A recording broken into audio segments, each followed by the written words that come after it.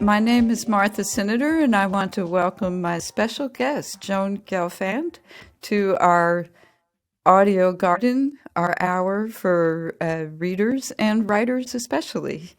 And I'm so happy to have you here to talk about your new book, Outside Voices.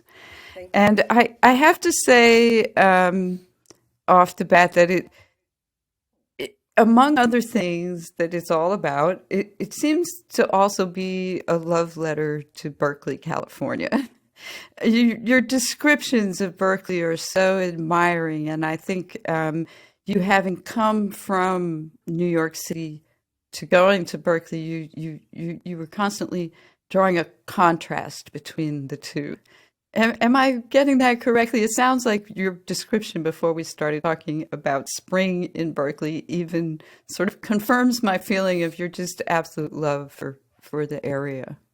Yeah, I mean, to move from uh, a neighborhood and a city that was so concrete and kind of close, everything kind of close, to going to Berkeley with these expansive views and green hills and hiking trails. It was just heavenly. Yeah, I definitely was enamored. Have always been enamored with the Bay Area. Your book is a memoir, and it's called Outside Voices, the subtitle, A Memoir of the Berkeley Revolution. And you're talking about your time in the 60s and 70s.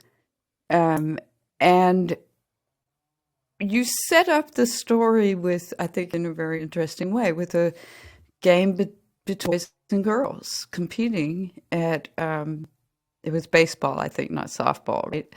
And that is a theme in the book, it struck me, because you describe later on a situation after you arrive in Berkeley after the death of your father, where you attend an activist demonstration and you come away feeling like, well, this was not for me. This is not as important to me. Listening to men who actually might have been aligned with your political views, but nevertheless, they were men voicing their opinions, and you felt much more strongly a need to express um, what women needed and hear it in women's voices. Am I saying that correctly, do you think? Or can you amplify that for me? Well, I'll just fine tune it a little bit. It actually is about a very specific time in history,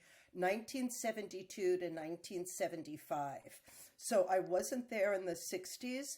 I apologize. No, no, no. Historically, it's important because the second wave feminism came on the heels of the free speech movement and the summer of love and the beats and all these worldwide movements that started in and around Berkeley.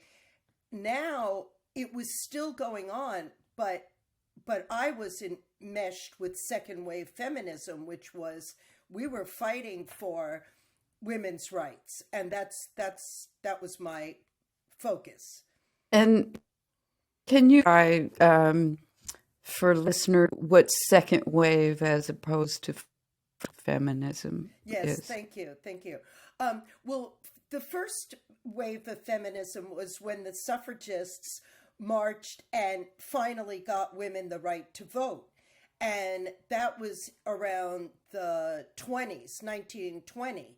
It's hard to believe that women could not vote in this country, but it's true. And I think we need to be reminded that Couldn't it have was, accounts, right, it was couldn't women. have houses.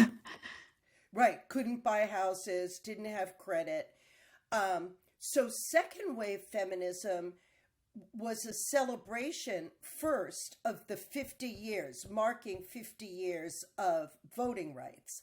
But then we said, not we, people like Gloria Steinem, Bella Abzug, Betty Friedan, the people who were on the front line, said, now it's time to move women forward.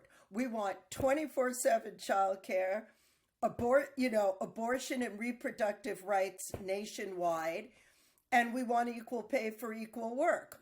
Well, as you know, we did get abortion legalized nationwide in the early 70s. We never did get childcare paid for, and we are working on equal pay for equal work. So, Martha, things take time, and sadly, Are you as you getting know, what? are you getting a little impatient? Yes, I mean, well, of course, because we're going backwards. We just went Yes. backwards, so that's horrible. Um, Yes. what is I mean, you haven't asked me what's happening now, but I'll just put in my 2 cents for a moment, Go which ahead. is it what's happening now is inspiring younger women to become active. So that's good, especially because their reproductive rights are on the line. Right. Here in South Carolina, it's a very difficult situation. Uh, one thing that struck me though in all of this is that you are very philosophical and keep returning to the question of anger and violence as a way to affect change, and something that I think you show a lot of concern with in this book. And to read a passage that found to be very poignant. It's very short, but for every one of the angry and political activists I hear, all the outside voices I encounter, I consider my mother's private, quiet ring, her survival plan of skating with television, tranquil, and cigarettes. Simply one foot in front of the other, she enough of a paycheck to cover rent. For the life of me, I can't how being angry would have. To me, that's just to the heart of a lot of things. I wonder if you could talk a little bit about anger and politicism. That's a very interesting question. You know, People don't realize this, but I've heard people who started the Black Panther movement speak in the last 5, 10 years, because I've always been very interested in that movement, because second wave feminism also uh, combined and collaborated and cooperated with Black power and Black rights, and we were all kind of in it together. People, because the Black Panthers picked up guns only, not intentioning to be violent, but to show that they were serious. And I think this country is kind of on a little bit of a bad track, because we see violence um, as a way to get things done. Um, I do not believe in violence. The women's movement that I was involved with was never violent. Um, the most violent thing that happened, which is when I left, which is that the leaders in the feminist movement said, no men allowed. And that's when I departed, because I felt like that Hmm. was a losing game. Um, And that theme you explore in the book. This idea of excluding men from as being something necessary for women's rights. yeah, I mean, I just, let me see. Um, I just didn't see the point of eliminating men from women's struggle to get rights, because we could have allies. We could make men our associates and our friends. And I just didn't see separating. Yeah. In a way, they're as much a victim of it all as the women are. Yeah. Um, I mean, we all sort of caught up in the structure of the patriarchy. The men are as equally caught up in it. And I guess maybe some choose to take advantage of that while others do not. And that maybe that's the sense, like people talk about white privilege.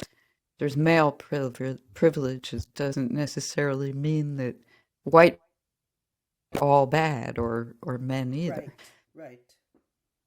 But I most by this passage about other because I think many of us struggle with the roles that ours played, and some of us may that they had for themselves a little more. Or, but you bring up this whole situation of,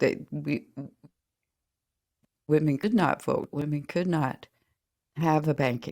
They were very dependent on men in a very real sense, as it continues to in many parts of the world. So when you ask, well, would it have helped for her to be angry or defiant? And you seem to come to the conclusion of no, and I wonder what might have helped, or nothing would have helped, or if you wish anything had been different, or how you perceive that in like the next generation. You know, I think anger is a very complicated issue. I think in sometimes anger can motivate and light a spark to get us moving and to get things accomplished. Do you know what I mean? And Yes. on the other hand, um, it can be destructive. I think if my mother had been less repressed and more in touch with her anger, maybe it would have gotten her to get what she wanted out of life, which she really never did. But what it did, observing her, was it lit the fire for me. I Hmm. was very determined to have a life that I would end up with feeling like I had accomplished what I wanted to accomplish. And you credit a lot of um, ability to support that you felt that you got in when you arrived in the whole scene that was happening at the time. And it seems to me that it's incredibly important to have um, the support of other women. You do explore a sort of fluid sexuality between, being attracted to that suit and that strong support each other without the oh, I don't know, I guess minimization of your goals to find among your male peers. And you could just talk a little bit about that time, and it seems like it's a time that goes, or somehow it's morphed into a different set of things going on with the whole trans movement is somehow markedly different from the lesbian groups of Berkeley in the 70s. That's a really I'll just put it interesting like point. that. Yeah, that's a really interesting point. Well, you said many things, so let me start from the beginning. Okay. Um, you know, think back to the 50s. Maybe it started to change in the 60s, but my mother was born in Born the in late. 62, by the way. You were born in 62? Yes. Yeah. So, but think back to the middle of the century. Women were programmed by, the culture to be competitive with each other, um, as beautiful as they could be. So beauty standards were ridiculous. Well, they still are, but I mean, they were really bad in the 50s. And so I grew up in a household that was not very supportive, um, woman to woman, meaning I didn't get love, encouragement, and support from my mother and sister. And when I arrived in Berkeley, I was like, oh my God, there are women who are actually supportive and encouraging of other women, that they actually want you to succeed. And that's, as I say in the book, that's where I found my voice. That's where I allowed myself to have a voice, because one of the first people I met in Berkeley was like, "You're a poet? Type your poems." And I was like, "Type your poems? Okay, that sounds awfully serious." But of course, that was the first step. But then Yes. you brought up another really interesting issue, which is that the vibe now, like women, if they consider themselves kind of masculine, or they identify more with their male side, the next thing you know, they're transitioning and doing top surgery, and they're a boy.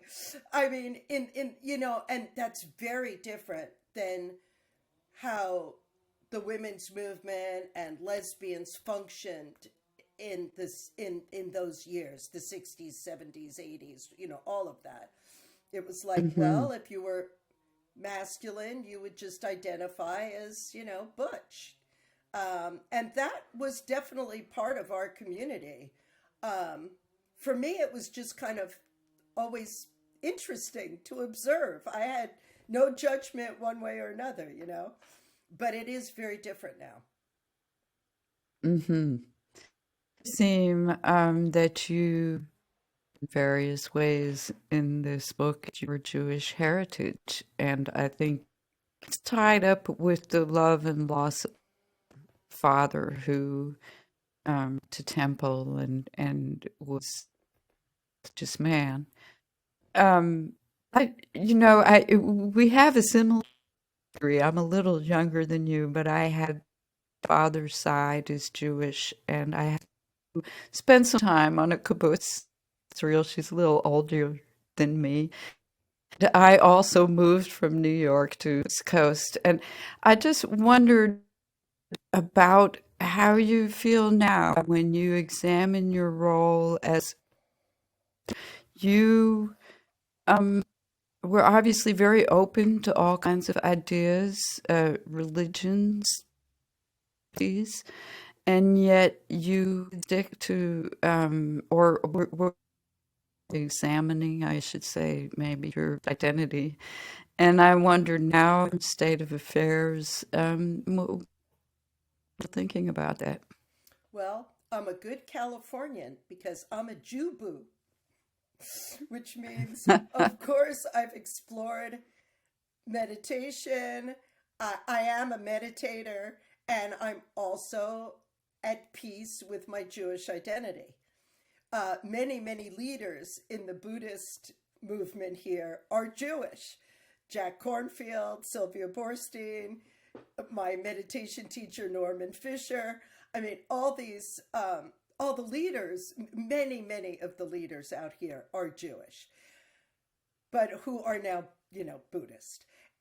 But I'm completely at peace at the path that I've chosen. I see the spiritual and emotional and even physical benefits of of having a serious meditation practice, and at the same time, I'm very involved with my Jewish life, and I raise my kids Jewish, and my kids are all enjoying their Jewish life. So, you know, it's all good now, but things tend to sort themselves out as you get older, right? When you're young, everything is very fraught. Oh my God, if I meditate, does that mean I'm Jewish? Like that. So there's a lot of drama.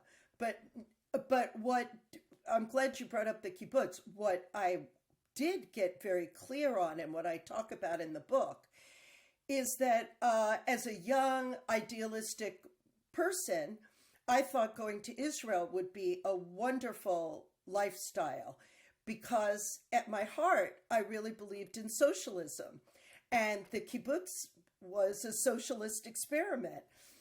But when I got to Israel and I saw that the embedded racism from the European Jews, the ones who were in leadership, the German, Austrian, European Jews against the darker Jews, I was so devastated because to me that was such a beautiful opportunity to get rid of institutionalized racism, right? If you have a Moroccan Jew who's dark skinned, that's a beautiful thing. No, there was racism and they were treated poorly. And I said, well, I'm not going And to in be. fact, there were Palestinian Jews, weren't there? Right. Yes. Uh, it was so important for you, or well, I shouldn't assume it. Why did you want to write this memoir, focus it on this period of time? Okay, that's a good question. Um, I, the older I got, the more I understood that this was such a unique and particular period of history. And I did my research, and there was so little written about it. And then, because it was the 50-year anniversary, I think my publisher got excited, right? Because there's a lot being written. The 70s are having a big revival now because it's the 50-year anniversary. There's a writer out here who writes for the New Yorker, in fact, a Jewish writer, Nathan Heller, who has a book contract to write 50 years of Bay Area history from the 70s to the 2020s. So, I mean, people are very interested now in this chunk of time. The chunk of time, though, is very Oops. much centered on women, I think, as opposed to Martha, I'm having a little tech problem. okay. Okay, now I'm hearing you through my headphones. Okay. It's okay. Good. Yeah, we're good. I was just saying, I think in Berkeley, it necessarily has to be the women in that time, right? Do you think that might be why you didn't find that much? When you say there wasn't much written about it, I think, there's been maybe a lot of writing about culture in various ways of that time, maybe not so much about that group of lesbian women at that time. There was a lot that came out at that time because women were starting presses and newspapers, and so a lot was published in that time, but not a lot has been looked back at that time. Right, written about that time. Yeah. That's what I. So why do you think that is? Like, do you think it's like too soon for that to have happened, or overlooked, or it was for you to come and that gap? Yeah. My first response may not be the right one, but it's kind of one. I kind of want to say, I wonder if it's because it's about women, which we're always getting the short end of the stick, so to speak. Because look how much has been written about the anti-war movement and the free speech movement. Exactly. So it definitely does make me curious why this hasn't been covered as much. Yeah. What was your path to publication for this? You are a published poet. And I have not read your books of poetry, but you have 2 books of poetry, I believe. Correct? 3. 3. So you have three books of poetry. Why this move, and how difficult was it to write this memoir in, as a different direction? Honestly, it was the easiest thing I ever wrote. Because, and I say that because poetry is such a particular art, and every single word on the page is up for grabs. The Right. memoir, everybody keeps saying, oh, to read a memoir written by a poet, the language is so poetic. So I think I had already kind of honed my writing craft so well Mm. that sitting down to, and writing what you know is always a little bit easier than writing what you don't know. You And already know the story. right, I Right. already knew that. I mean, I didn't quite know where the story was going to go or end up. And I think that's a good thing. I tell people that from the table of contents that I pitched my publisher on to the table of contents in the final book, the book changed quite a bit, but I Hmm. think all for the better. And how difficult was it for the publisher? Um, I had an agent who was pitching the book, and then it turned out that there was a connection to Post Hill Press, which is a division of Simon and Schuster, and that is who took the book. So it wasn't too bad. Yeah, yeah. Hmm. Post Hill was very interested in political books and interested in this particular topic. Well, I found this book fascinating. I want to thank you for writing it and to give you an opportunity to maybe say something about it that I give you an opportunity to say, if there's anything you would like to say to potential readers about her. Sure. Um, I think that the biggest takeaway from the book is how important community was and is for artists and writers. And I think now with social media, people think, well, if I'm on a Facebook group, I'm in community. But the truth is, and of course you are, you are, but it's also very important to be out there physically in the Hmm. community so people, just like what you're doing, so people know who you are, right? On online, we're just a dot, you know? And when we go out in public, people get to know us as We're more people. than an algorithmic, Yeah, yeah, we're I don't know, full. factor Yeah, in some algorithm. yeah, Yes, yeah, yeah. absolutely. Well, thank you for that.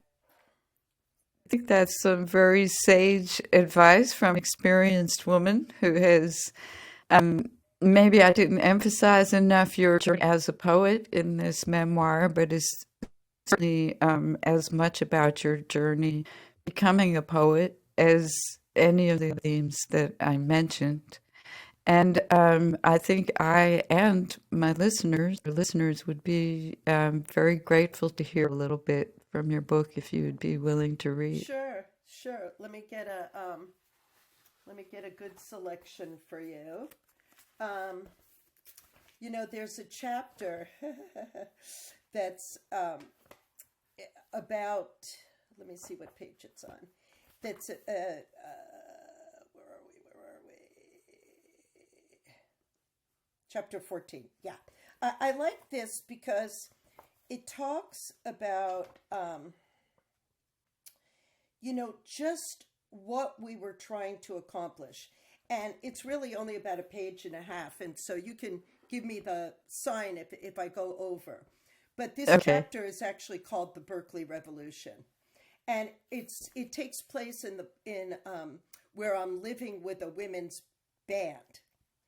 And it's a very political women's band. So it goes like this. In the falling down house, the Berkeley Women's Music Collective gets serious. The band's popularity is growing. They are being invited to gigs around the country, and I have been asked to recite my poetry to their music. We are developing strong outside voices for singing and reciting poetry, using them to speak out against injustice. At Derby Street, our women friends are making films, having art exhibits, and designing feminist theory. We become thinkers, teachers, philosophers, and activists, and we are voluble and everywhere. We are the Berkeley Revolution. The moment is about doing whatever it takes to expand women's rights and all human rights. Chains are broken, conventions tossed. We don't just want changes in a women's right to choose, the ERA, and an end to discrimination. We want an end to capitalism. We want all the rights to our bodies, and we want to make sure every child is fed, whether Black, white, Latino, Native American, Asian. We want to smash the glass ceiling, and we want our voices heard loud. I want to thank you very much for your time. And if you could please also tell us if there is a place on social media where you would like to send people to find out more about you. I'm on Facebook, I'm on Instagram, and I'm on LinkedIn, and pretty much all under Joan Gelfand. So I'm pretty easy to find. Thank you for joining us.